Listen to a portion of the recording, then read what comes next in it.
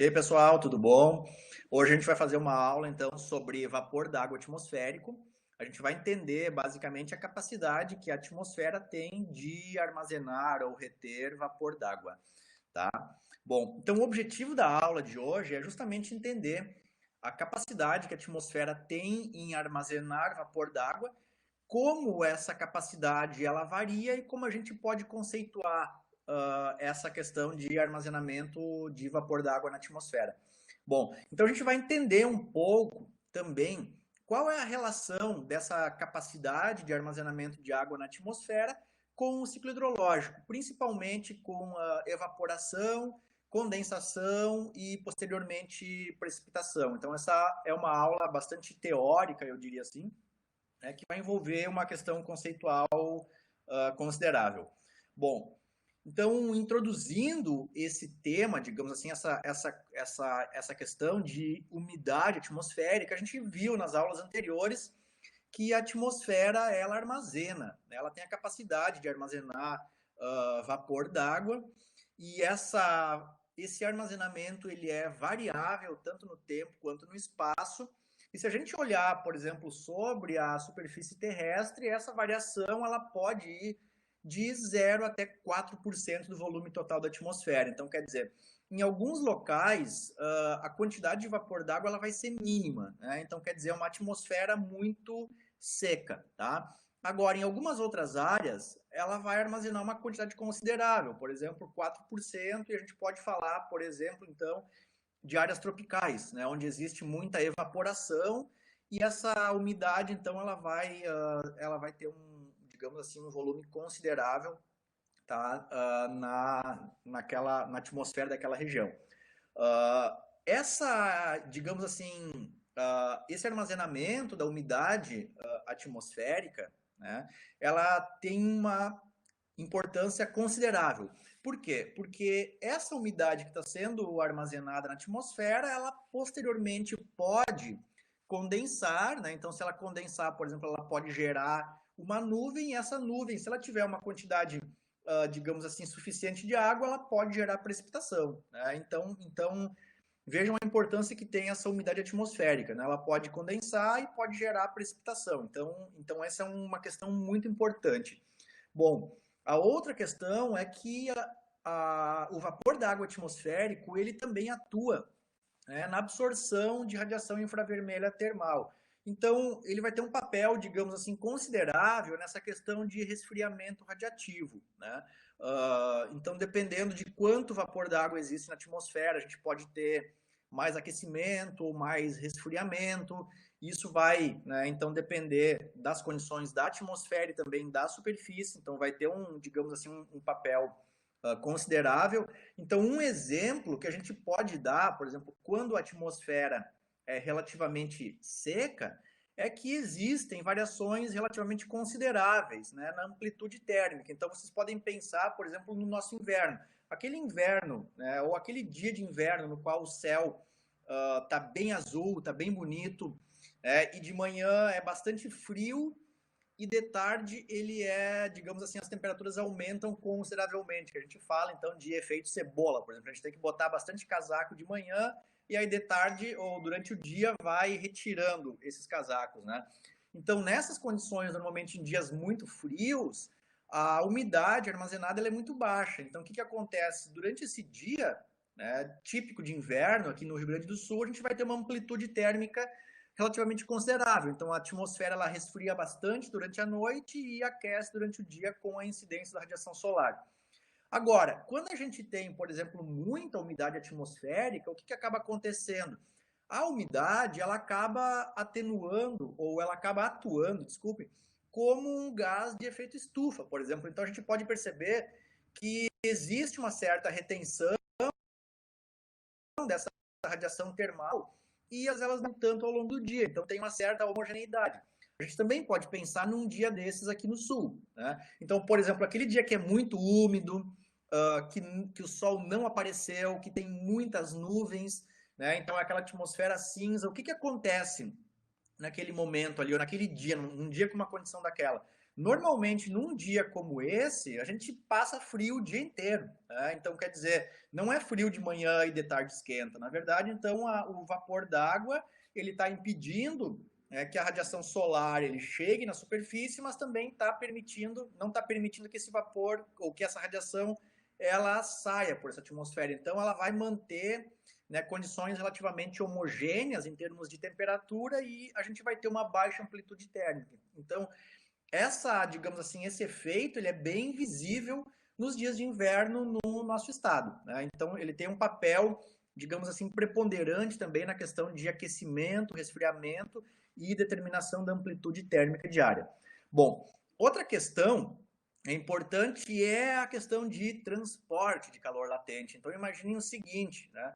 Aquela umidade atmosférica que evaporou lá na Amazônia, por exemplo, ela usou uma quantidade considerável então de radiação, né, de calor latente, a água evaporou, ela passou para a atmosfera e aí ela entra num processo de circulação, né? Então ela pode ser, por exemplo, distribuída para o Pantanal, ela pode ser distribuída para a região sudeste, para a região sul do Brasil, e quando ocorrer a precipitação, essa energia, esse calor latente que vai estar armazenado, ele vai ser liberado. Então é uma forma também de redistribuição de calor e energia, né? E isso gera, então, todo esse mecanismo integrado, ele vai gerar, né, a formação de processos de precipitação que vão ter, então, que vão fazer esse mecanismo, vão atuar nesse mecanismo de redistribuição de calor, energia e também massa, né? Porque a água vem de uma região, ela pode precipitar em outra. Então, por exemplo, tem uma ilustração aqui ao lado que mostra, por exemplo, o que acontece então com essa umidade atmosférica. Então, por exemplo, não quer dizer que exatamente nessa imagem a gente não tenha umidade, mas na verdade essa umidade atmosférica ela ainda não condensou. Então, conforme vai avançando ou alguns processos físicos eles vão ocorrendo, essa umidade atmosférica ela vai passando por um processo de condensação. Então, isso pode dar posteriormente origem a sistemas de precipitação. Então, ela tem um papel fundamental, tá? Então, hoje a gente vai entender um pouco esse conceito. Então, essa umidade atmosférica, ela se refere, então, exatamente ao vapor d'água presente na atmosfera, né? E aí a gente pode conceituar ou pode expressar isso de diversas formas, tá? Então é muito comum que a gente utilize o termo umidade relativa, né? Então é um dos termos que a gente muito usa. Mas a gente pode usar também, por exemplo, umidade absoluta, tá? Ou umidade específica, ou razão de mistura, ou pressão de vapor, tá? Então são todos os termos que se referem ao armazenamento de vapor d'água na atmosfera. Bom, então esse teor de umidade, ele vai ser função de quê? Tá? Temperatura do ar, então vai ter uma variação de acordo com a temperatura do ar, vai ter variação em função da evaporação e transpiração local. Então, quer dizer, quanta água está passando da superfície, sendo transportada da superfície para a atmosfera, e também qual é o processo de circulação atmosférica. Então, isso também pode acontecer, tá? Então, a gente pode ter variações na umidade em função do processo de circulação. Então, essa circulação ela pode ser tanto em escala local, quanto atingir uma grande área. Então, vejam bem, essa umidade absoluta, tá, normalmente ela é dada em gramas, tá, por metro cúbico. Então, o que seria esse grama por metro cúbico? Seria a massa de vapor d'água. Então, normalmente a gente utiliza gramas, tá, mas em alguns casos pode aparecer quilogramas também por unidade de volume. Então, por volume da amostra de ar. Então, esse seria o conceito de umidade absoluta. Então normalmente aí gramas por metro cúbico, certo? Bom, então o que acontece? Isso seria, né, a massa de vapor d'água que está sendo armazenada por volume de ar. Bom, a umidade relativa, ela já corresponde, tá, à razão da quantidade de vapor d'água real que existe na parcela de ar, comparado com a quantidade máxima de vapor d'água para uma determinada temperatura. Então a gente vai ter que pensar no seguinte: bom, para uma dada temperatura, a atmosfera ela vai ter uma certa capacidade de armazenamento. Então, exatamente, a umidade relativa vai ser isso, a razão entre quanto de vapor d'água existe realmente naquela atmosfera, naquela parcela de ar, em relação à quantidade máxima que a atmosfera poderia armazenar para uma certa temperatura. Então, esse é o conceito de umidade relativa do ar. Tá? Bom, a gente também pode utilizar o conceito de umidade específica. Então, normalmente, a umidade ela corresponde a quilos por quilos. Né? Então, quilo de vapor d'água por quilo de ar. Tá? Só que o que vai acontecer? Então, como isso vai ser um volume, desculpe, uma massa muito pequena, né? Então, normalmente, a umidade específica ela é dada em gramas por quilo. Tá? Então, são gramas de vapor d'água por quilo de ar. Tá? Então, essa seria a conceituação. Então, essa massa de ar, né, que estaria disponível ou armazenado numa parcela de ar, seria, então, dividido pela massa de vapor mais a massa de ar seco. Tá? Então, esse é o conceito de umidade específica do ar. Bom, então vejam bem, eu falei antes, né, que para uma certa temperatura a atmosfera ela pode armazenar uma quantidade máxima de vapor d'água. Então vejam bem, então para cada temperatura eu vou ter um valor máximo. Então vejam bem como é essa diferença. Então essa, digamos assim, capacidade de armazenamento de vapor d'água da atmosfera vai aumentar com a temperatura, tá? Então, basicamente, por uma parcela de ar que eu tenho, digamos assim, que tem uma temperatura de 0 graus Celsius, ela tem uma capacidade máxima de armazenamento de vapor de 3,8 gramas por quilo, tá? Então, por exemplo, agora relacionem o que eu falei, que eu acabei de falar antes, naquele dia de inverno, muito frio, que tem um sol, que tem um céu muito bonito, o sol brilhando no céu. Aquele normalmente é um dia muito frio, né? As temperaturas são relativamente baixas. Então, se as temperaturas são relativamente baixas, isso quer dizer o quê? Quando uma massa de ar frio ela se desloca, por exemplo, da Argentina pelo Uruguai, cobre o Rio Grande do Sul, né, como é bem comum aparecer na previsão do tempo aqui no nosso estado, uma massa de ar se desloca, né, da Argentina para o estado.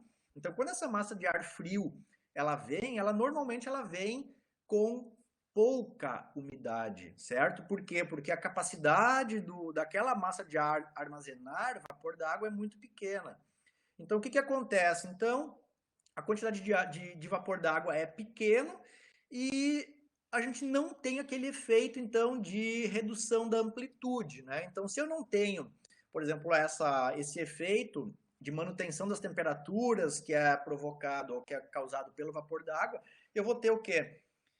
Dias ou manhãs, né, noites e manhãs muito frias, como aconteceu, eu acho, há 15 dias atrás, talvez aqui no estado, né, as temperaturas chegaram em alguns pontos a atingir valores negativos, e aí eu não vou ter vapor d'água e quando o sol incide nessa região sobre o estado, a temperatura ela sobe rapidamente. É bem comum a gente ter temperaturas aí ou amplitudes da casa de 10, 12, 15 graus ao longo do dia. Então, conforme eu vou aumentando a temperatura de uma parcela de ar, de uma massa de ar, a capacidade dessa parcela, ela também aumenta em relação ao armazenamento de vapor d'água. Então, vejam bem, então, numa temperatura a 20 graus Celsius, já aumenta para quase 15 gramas. Né? E se eu aumentar essa temperatura para 40 graus Celsius, ela tem a capacidade de armazenar 46,6 gramas por quilo. Então vejam bem como aumenta consideravelmente a capacidade atmosférica, né, de retenção de vapor d'água com a temperatura. Certo? Então é bem importante ter essa conceituação em mente.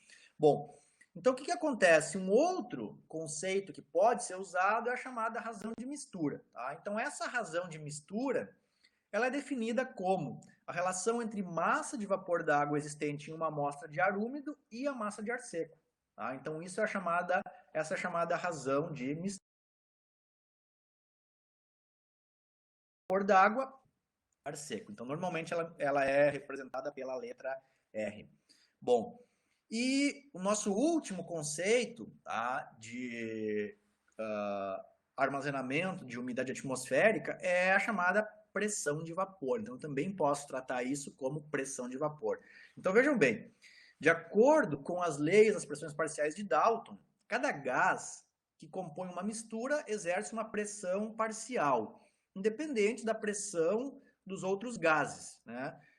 Igual à pressão que exerceria se fosse o único gás a ocupar esse volume. Então, quer dizer, a pressão exercida pelo vapor d'água na atmosfera é independente da pressão exercida pelos outros constituintes, né? Então, quanto maior a concentração de vapor d'água na atmosfera, maior vai ser essa pressão de vapor. Então, normalmente, a gente usa a letra E para representar, então, essa pressão de vapor. Então, vejam bem, o que a gente acabou de compreender, então? Que ar mais quente, uma massa de ar, uma parcela de ar mais quente, ela tem uma maior capacidade de retenção de vapor d'água, certo? E uma parcela de ar mais fria tem a sua capacidade reduzida consideravelmente. Então, vejam esse pequeno esquema. As 3 bolinhas azuis, elas correspondem, tá, à massa de ar, ou desculpem, à massa de vapor d'água armazenada numa parcela de ar, tá, com uma certa temperatura. Então, por exemplo, eu não tenho variação da massa de ar, eu só vou ter a variação de temperatura. Então, numa temperatura elevada, a capacidade é muito grande, né? Então, normalmente, se eu tenho uma capacidade relativamente, ou se eu tenho um armazenamento baixo de vapor d'água, significa que a minha umidade relativa do ar vai ser baixa.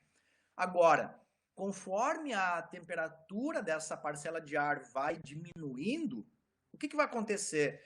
Relativamente, a umidade ela vai aumentando, né? Eu não tive variações na massa, né? Mas eu simplesmente tive uma variação no volume. Então, por que a umidade relativa... desculpem, na temperatura. Por que a umidade relativa ela aumentou? Justamente porque a capacidade de armazenamento diminuiu em função da redução da temperatura, né? E aí, quando a gente, por exemplo, atinge a capacidade, digamos assim, ou quando ocorre que a capacidade máxima de vapor d'água, né, que pode ser armazenada, é igual à umidade existente, a gente vai ter, obviamente, então, uma umidade relativa do ar igual a 100%. Então, se eu tenho variações de temperatura ao longo de um certo período, por exemplo, ao longo do dia, eu vou ter variações na umidade relativa do ar. Então, o que acontece? Por exemplo, pensando no nosso contexto, o que vocês acham? Como é que vocês acham que era a umidade relativa hoje pela manhã? Possivelmente ela era maior. Por quê? Porque as temperaturas no início da manhã, elas eram menores. Então, possivelmente, a gente tinha valores elevados de umidade relativa do ar, e conforme o dia de hoje, né, teve a sua temperatura aumentada, ou conforme a temperatura foi aumentando, a umidade relativa do ar ela foi diminuindo. Então, a tendência é que ela diminua ao longo do dia e aumente, né, durante o final da tarde ou durante a noite, tal, justamente por quê? Porque a temperatura do ar ela vai diminuindo. Então, ela vai ter uma certa variação ao longo do dia em função da variação da temperatura do ar. Bom, então, no slide agora, anteriormente, a gente acabou de falar, né, alguma coisa relacionada à saturação do ar, ou seja, quando o valor máximo, né, que pode ser armazenado pela atmosfera numa certa temperatura é igual à umidade existente, a gente vai ter o que a gente chama de saturação do ar, né? Então, quer dizer, nesse caso, a umidade relativa do ar é igual a 100%, né? Então, conceitualmente, a parcela de ar, ou a massa de ar, né, o volume de ar, ele retém a máxima quantidade de vapor d'água para uma certa temperatura, tá? Então, nesse caso, o que vai acontecer? Tá? Vai acontecer um equilíbrio entre evaporação e condensação. Então, olha só, a gente vai entender isso nos próximos gráficos. Mas, basicamente, quando ocorre a evaporação, mais moléculas de água passam, né, da fase líquida para a fase de vapor. Na condensação ocorre o contrário, ou seja, mais moléculas de água retornam para a fase líquida, né? Então, a gente vai ter essa relação entre evaporação e condensação. E, nesse caso, quando a gente tem a umidade relativa do ar igual a 100%, significa que a gente tem um equilíbrio dinâmico, né? Então, elas estão passando na mesma taxa para a fase líquida e para a fase de vapor, certo? Então, olha só, isso vai ficar mais claro daqui a pouquinho nos próximos gráficos. Então, esse, digamos assim, conceito de saturação do ar, ele é representado pelo que a gente chama de temperatura do ponto de orvalho, certo? Então, essa temperatura do ponto de orvalho corresponde à temperatura que uma determinada massa de ar torna-se saturada e a condensação começa a formar gotículas de água. Então, vejam bem, quando eu tenho a temperatura do ar igual à temperatura do ponto de orvalho, significa que eu tenho uma saturação do ar e, nesse caso, a umidade ela corresponde a 100%. Tá? Então, exatamente a temperatura que a parcela de ar deve atingir para que ocorra a condensação, certo? É isso que se refere à temperatura do ponto de orvalho. Muito bem. Então, olha só. Quando a temperatura do ar é igual à temperatura do ponto de orvalho, a gente tem uma saturação do ar, ou seja, uma umidade relativa do ar igual a 100%. Então, quando a parcela de ar está saturada, está na temperatura do ponto de orvalho, está com umidade relativa do ar igual a 100%, nós temos o que chamamos de pressão de saturação de vapor, tá? Então, quer dizer, essa pressão de saturação, ela é dada por ES, ela vai corresponder à pressão exercida pela máxima quantidade de vapor d'água na atmosfera. Tá? Então, qual seria a pressão exercida pelo vapor d'água caso a umidade relativa do ar fosse igual a 100%? Né? Só que o que acontece? A gente pode ter a umidade atmosférica numa condição real igual a 100%. Mas, normalmente, né, na maior parte dos casos, ela é menor do que 100%. Então, nesses casos, a gente diz que a pressão de vapor é a chamada pressão real, ou seja, a pressão exercida pelo vapor d'água, né, pela quantidade real de vapor d'água que existe na atmosfera. Então, normalmente, a umidade relativa do ar igual ou inferior a 100%. Então, essa é a pressão real de vapor. Então, ela é dada por EA. Então, olha só, eu botei algumas equações aqui que permitem que a gente estime. Então, a gente navegue, por exemplo, entre um conceito e outro. Eu tenho umidade relativa do ar. Como eu faço para estimar umidade absoluta, umidade específica ou umidade, né, ou razão de mistura? Então, eu coloquei algumas equações, tá, que permitem que a gente estime, então, a umidade atmosférica. Então, eu tenho aqui umidade absoluta, tá? Umidade específica, pressão de saturação e o gradiente de pressão, de saturação e temperatura, certo? Então, aqui estão as equações. Acho que a única questão, digamos assim, em relação a essas estimativas é que, como a quantidade de vapor d'água na atmosfera normalmente é muito baixa, né? Normalmente não excedendo 4%, tá, da massa total do ar, normalmente o que a gente considera? Que a umidade específica e a razão de mistura, tá, elas são iguais. Então, em termos práticos, a gente considera elas como iguais, apesar de existir uma certa diferença conceitual, tá? Mas na prática, essa diferença, normalmente ela é inferior a 2%, e isso permite admitir que elas sejam iguais, tá? Então, tem algumas equações aqui que permitem essa compreensão. Então, vocês podem ver, né, agora, na prática, o que acontece, por exemplo, de relação entre temperatura e pressão de saturação. Então, essa é a linha, né, correspondente a uma umidade relativa do ar igual a 100%. Então, quer dizer, se eu estou, por exemplo, num certo ponto abaixo, quer dizer que a umidade ela é inferior a 100%. Né? E se eu estou acima, significa que a umidade relativa do ar ela é superior a 100%. né? Então, só para a gente ter, digamos assim, uma certa noção, uma massa de ar que tem uma temperatura aproximada de 40 ou de 40 graus Celsius vai exercer uma pressão de saturação, ou seja, se a umidade fosse igual a 100%, de aproximadamente aí 7 e alguma coisa, né? 7,5 talvez, 7 alguma coisinha, quilopascal, né? Então essa seria a pressão exercida por uma massa de ar saturada com temperatura de 40 graus Celsius. Bom, se a gente reduzir a temperatura, por exemplo, para 5 ou para 10, a gente pode perceber que a gente já está tendo pressões de saturação inferiores a 1, então cresce consideravelmente, né? Então existe um aumento de pressão de saturação em relação à temperatura.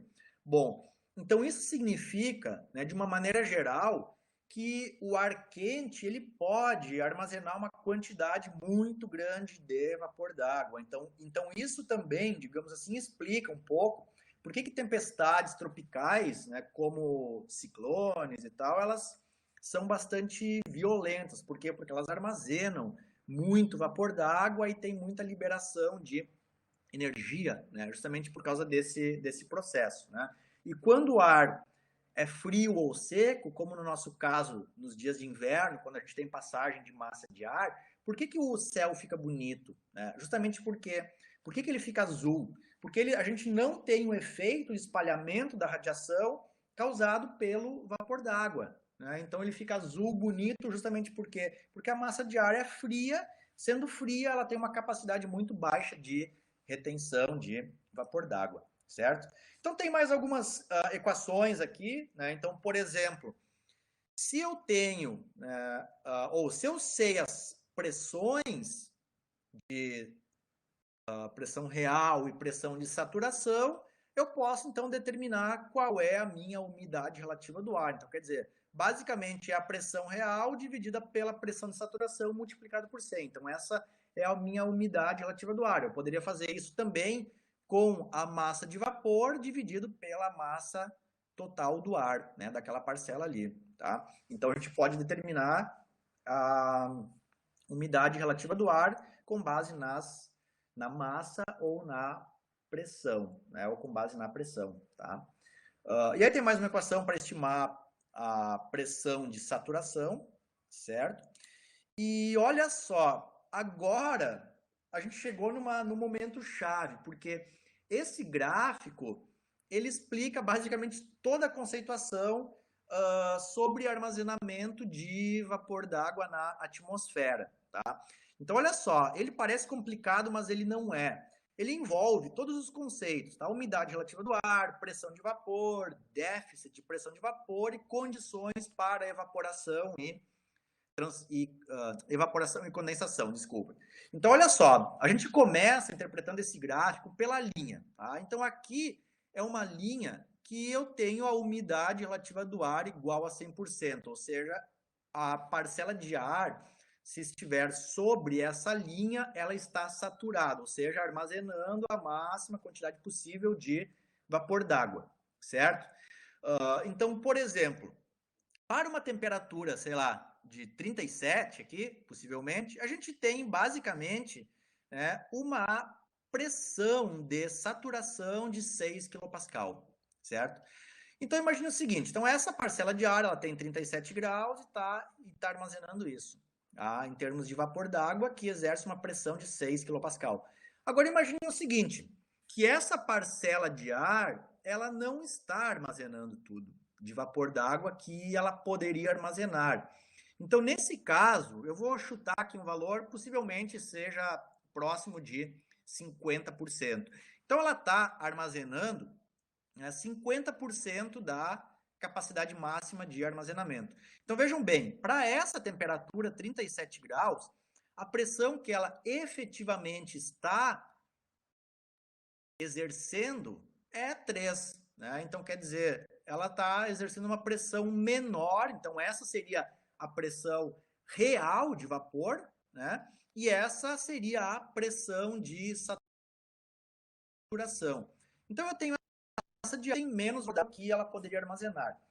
Agora imaginem o seguinte, gente, como é que eu posso fazer essa massa de ar chegar a uma umidade relativa do ar igual a 100%? Então, eu tenho duas possibilidades, de acordo com esse gráfico. A primeira, eu poderia deslocar ela para a esquerda. Então, esse deslocamento para a esquerda implica na redução da temperatura. Quer dizer, se eu resfriar essa parcela de ar vai ter a sua capacidade de armazenamento máximo reduzido e, consequentemente, a umidade vai atingir os 100%, certo? Quando isso pode acontecer, gente? Quando essa questão poderia acontecer? Imagine o seguinte, né? Uma parcela de ar que está se deslocando, ela encontra uma montanha e nessa montanha ela é forçada a subir, justamente por quê? Porque tem uma barreira orográfica e vai fazendo com que ela suba. A gente viu nas aulas anteriores que o gradiente médio de temperatura atmosférico é de 6,5 graus por quilômetro. Então, significa que, conforme essa parcela de ar vai se deslocando verticalmente na atmosfera, em média, ela vai reduzindo 6,5 graus por quilômetro. Então, se ela encontrar uma montanha e começar a subir, ela vai começar a resfriar. Então, ela pode resfriar até o ponto que ela atinge o ponto de orvalho, a temperatura do ponto de orvalho. Então, nesse momento, ela começa a condensar. Agora, imagine o seguinte, que essa montanha ela é relativamente alta. Então, ela vai subindo cada vez mais. E quando ela, nesse caso, ela atingiu 25 graus, ela condensou. Só que imaginem que ela vai continuar subindo, então. Então, o que vai acontecer? Ela vai continuar resfriando, certo? E se ela continuar resfriando, ela vai se mover para esse lado de cada curva. Então, o que vai acontecer nesse caso?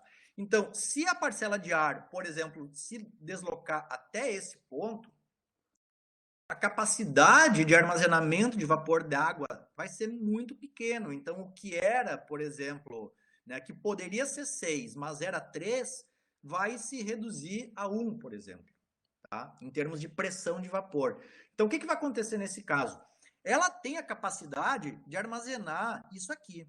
Então, isso fica na forma de vapor, certo? E todo esse restante, ele vai passar por um processo de condensação. Então, ela vai se mover, digamos assim, para o lado de cima da curva e, nesse momento, vai ocorrer a condensação, certo? Então, é isso que vai acontecer. E se ela continuar subindo, por exemplo, e resfriando, ela vai condensar cada vez mais e cada vez mais e cada vez mais.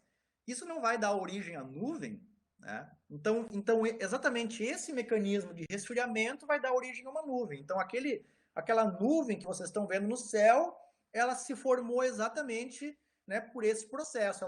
Ela tinha a massa de ar que começou a subir, tinha um pouquinho de, digamos assim, de vapor d'água, né?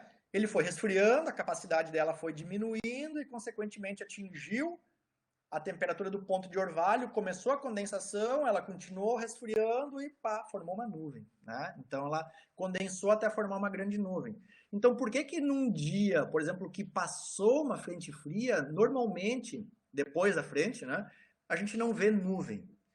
Justamente porque o ar armazenado, o vapor da água armazenado naquela parcela de ar, naquela massa de ar é muito pequeno. Então, mesmo que ela, digamos assim, execute um movimento ascendente, ela não vai gerar uma nuvem, justamente porque o vapor de água, a quantidade é muito baixa. Então, o céu vai ficar azul, né?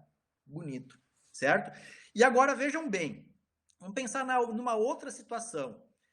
Se eu quero, por exemplo, manter a temperatura dessa parcela de ar a 35 graus, 37, a outra possibilidade que eu tenho é exatamente de acrescentar vapor d'água. Então, imagine que o copo está meio cheio ou meio vazio, né? Então, eu posso pegar um copo e começar a jogar água ali dentro. Então, quer dizer, eu vou aumentar a quantidade de água nesse copo. Como eu faço isso na atmosfera? Basicamente por processos de circulação. Então, quer dizer, eu tenho ar úmido vindo de um lugar, ele pode aumentar a quantidade de vapor, então, numa certa região. Então, se eu começar a jogar vapor nessa região, significa que ela mantendo a sua temperatura, ela pode aumentar a umidade relativa do ar até 100%, certo? E se eu continuar jogando ali, né, a água dentro do copo, o copo vai transbordar, né? E da mesma forma, se a umidade atmosférica continuar sendo transportada para uma certa área, vai haver condensação, condensação, condensação, né? Então, novamente, se ela se mover para o lado de cá, vai condensar e possivelmente vai gerar nuvens. Agora imaginem o seguinte, gente, exatamente o contrário. Tá? Imaginem que eu tenho uma parcela de ar, uma nuvenzinha que está aqui, certo? Nessa posição. Então quer dizer que ali ela está condensada, certo? Porque tem mais água do que a atmosfera pode armazenar. Então imaginem que essa nuvem ou essa parcela de ar, ela vai executar um movimento de aumento de temperatura. Então, quer dizer, se essa parcela de ar tiver sua temperatura aumentada, tá, ela vai, por exemplo, se deslocar para cá. Né? Então, imagine que ela está aqui, ela vai se deslocar para cá, ela ainda está condensada, pá. Quando ela atingiu esse ponto, ela está no limite. E aí é por isso que eu tenho um equilíbrio entre condensação e evaporação. Quando ela se mover para o lado de cá, o que vai acontecer? As taxas de evaporação elas vão predominar. Né? Então, quer dizer, se existia um vapor d'água condensado, não dá, né? Se existia água, tá? Líquida ou condensada numa nuvem, e essa nuvem executou um movimento ou um processo de aquecimento, ela vai evaporar. Alguém pode imaginar uma situação dessas? Quando uma parcela de ar ela pode aquecer? Por exemplo, no dia de hoje, quando eu tenho aquecimento, né, incidência de radiação solar numa determinada superfície, aquela massa de ar pode aumentar a sua temperatura. Né? Mas a gente pode pensar em outras questões. Né? Então lembram que eu falei antes de uma montanha, né? Uma massa de ar que encontra uma montanha e vai condensando. Imaginem o seguinte, tá? Existe um movimento forçado, então, tá? De movimento atmosférico, aquela parcelinha de ar encontrou uma montanha, ela subiu, ela condensou, e aí ela chegou no topo dessa montanha. Tá? Ela tá lá, chegou no topo ali. Então, o que vai acontecer? Então, por exemplo, imagine que a montanha terminou, né, e por outro lado ela vai diminuir a sua altitude. Então, imagine que eu ainda tenho um movimento atmosférico predominante e vai fazer com que aquela parcela de ar ela desça. Né? Ela continue aquele movimento. Então, ela chegou lá em cima resfriada. E aí, todo o vapor d'água excedente condensou. Quando ela começar esse movimento de descida, certo? O que vai acontecer? O mesmo gradiente médio vai ser aplicado. Então, se ela começar a descer, ela vai começar, em termos médios, a aquecer 6,5 graus por quilômetro descido. Então, por exemplo, se existir uma nuvenzinha lá no topo da montanha, essa nuvem ela começar a descer, ela vai evaporar. Onde isso pode ser aplicado? Por exemplo, quando é que eu posso ver isso? Né? Eu posso ter essa situação, por exemplo, na região de Mendoza, na Argentina. Tá? Então, imaginem, eu tenho umidade vinda do Pacífico, e aí quando essa umidade encontra a Cordilheira dos Andes, ela vai subir. Né? Chegou no topo dos Andes, o movimento predominante ainda é esse, e quando ela chega lá no topo, ela começa a executar um movimento de descida. Então, aquela é uma região, gente, semiárida. Né? Justamente porque a chuva na região de Mendoza ela é inibida por um movimento atmosférico. Então, quer dizer, normalmente o ar ele vai executar um movimento descendente e, consequentemente, aquela nuvem ela sempre vai evaporar, então ela não vai condensar. Né?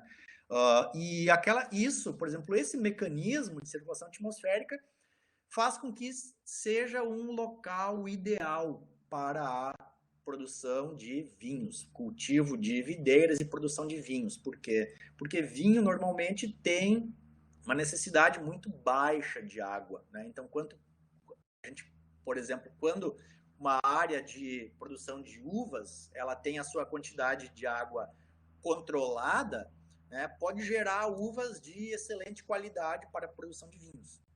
Então, por exemplo,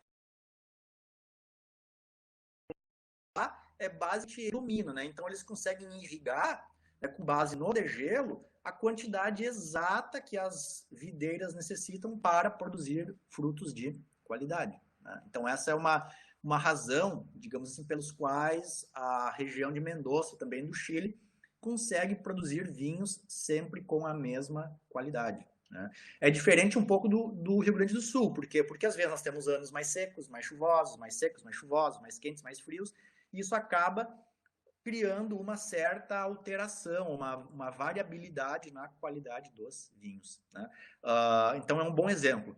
E uma outra situação que pode ocorrer evaporação é quando uma massa de ar ela tem alta pressão, isso eu vou explicar mais adiante também, mas quando ela induz um movimento descendente do ar. Então, quando o movimento do ar é descendente, isso também vai gerar aquecimento, né, por expansão, ou desculpem, aquecimento por compressão e, consequentemente, a gente vai ter, então, aquecimento dessa parcela de ar. Então, sempre que eu tiver um movimento de aquecimento da parcela de ar, ela vai evaporar, certo? Então é isso, esse gráfico ele explica tudo, né? E a única coisa importante aqui que eu ainda não expliquei é que a gente tem um termo que a gente chama de VPD, tá?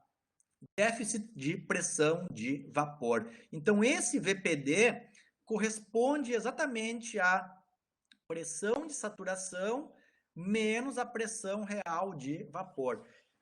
Então esse VPD ele indica quanta água ou quanto vapor d'água a atmosfera tem a capacidade de receber. Tá? Então, quando o VPD é alto, por exemplo, a capacidade de atmosférica, desculpem, é muito alta, certo?